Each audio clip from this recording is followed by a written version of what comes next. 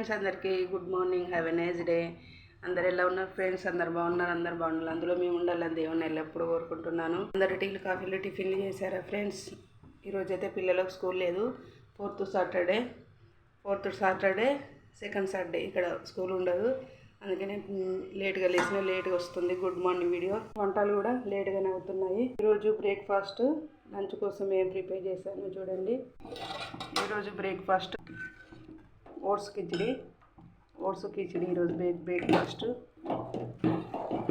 Oats khichdi ఆరోగ్యానికి చాలా మంచిది ఫ్రెండ్స్. అలాగే నైట్ పప్పుచారు చేసిన కదా, అయితే పప్పుచారు చేసిన కొంచెం బియ్యం ఎక్కువ పెట్టిన, అన్నం ఎక్కువ తింటారని.